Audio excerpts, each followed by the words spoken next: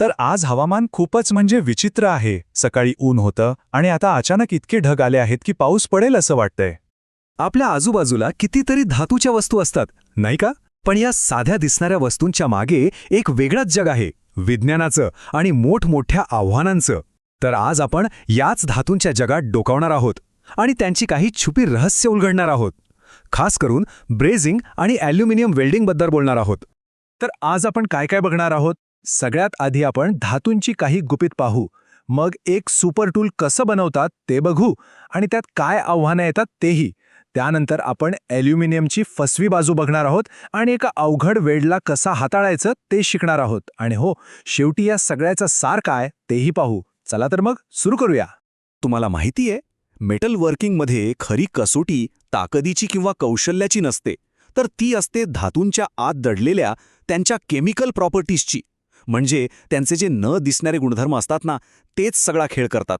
एखादा धातू कसा वागेल, त्याला जोडणं सोपं असेल की अवघड, हे सगळं तेच ठरवतात. बरं, तर आपलं पहिलं चॅलेंज, आपल्याला एक असं कटिंग टूल बनवायचंय जे त्या धातूपेक्षाही जास्त मजबूत, जास्त कठीण आणि जास्त उष्णता सहन करणारं हवं, ज्याला ते कापणार आहे. म्हणजे विचार करा, लोखंड कापायचं असेल तर हत्यार लोखंडापेक्षाही जास्त मजबूत हवं. हेच आहे खरं आव्हान. अच्छा, मग हे करणार कसं? इथेच ब्रेझिंग नावाची एक इंटरेस्टिंग पद्धत कामी येते. आता हे म्हणजे काय? सोप्या भाषेत सांगायचं तर दोन धातूंचे तुकडे जोडण्यासाठी आपण एक तिसराच धातू वितळवतो. याला फिलर मेटल म्हणतात. आणि याची खासियत ही की याचा मेल्टिंग पॉइंट मूळ धातूंपेक्षा कमी असतो. यामुळे होतं काय की मूळ धातूंना न वितळवता आपण त्यांना एकत्र चिकटवू शकतो. म्हणजे टूलचा स्टीलचा भाग आणि त्याच्या टोकाचा सुपर हार्ड भाग दोघांचेही मूळ गुणधर्म शाबूत राहतात. आणि मग या ब्रेझिंगमधनं तयार होतात ही जबरदस्त कटिंग टूल्स. याचं टोक बघितलं का? हे आहे टंगस्टन कार्बाईड आणि हे इतकं मजबूत आहे की स्टीलपेक्षा 100 पट जास्त घर्षण सहन करू शकतं. 100 पट! म्हणजे विचार करा, हे किती कठीण असेल. उष्णता, गंज या सगळ्याला ते सहज हरवतं. पण गोष्ट इथे संपत नाही. यात एक प्रॉब्लेम आहे. ब्रेझिंग झालं की तो जो फिलर मेटल आहे ना, तो थोडा जास्त लागला जातो आणि टूलवर तसाच राहतो. आणि त्यामुळे टूलची धार कमी होऊ शकते.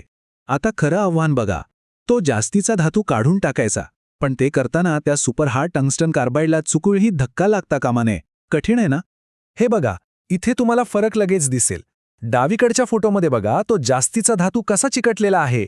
आणि आता उजवीकडचा फोटो बघा, एकदम क्लीन.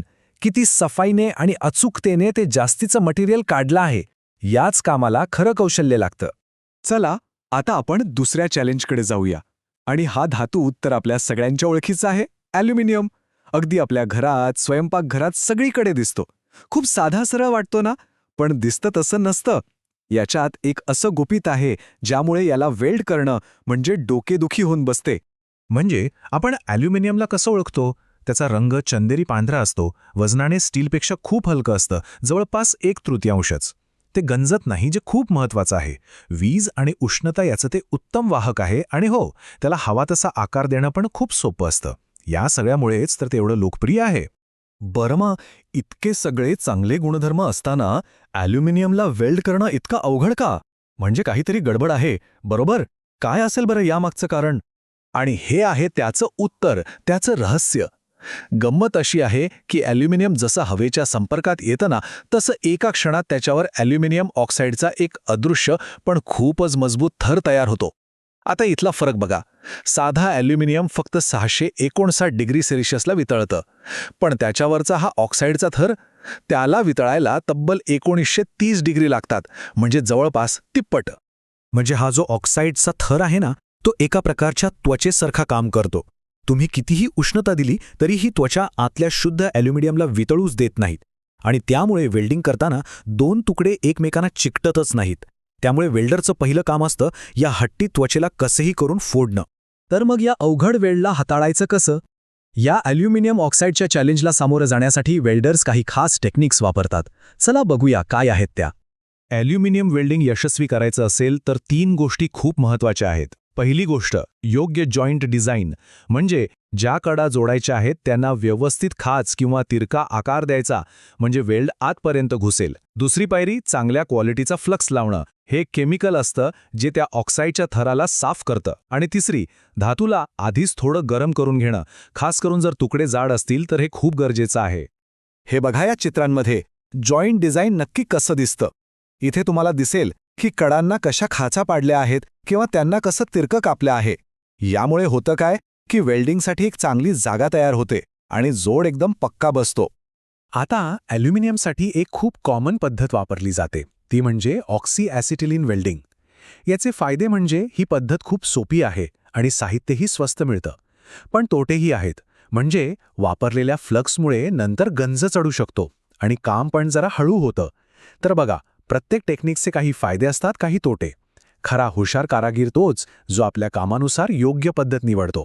तर आपण ही दोन वेगवेगळी उदाहरणं पाहिली, ब्रेझिंगचं आणि ॲल्युमिनियम वेल्डिंगचं. मग या सगळ्यातून आपण काय शिकलो? सगळ्यात महत्त्वाचा मुद्दा कोणता?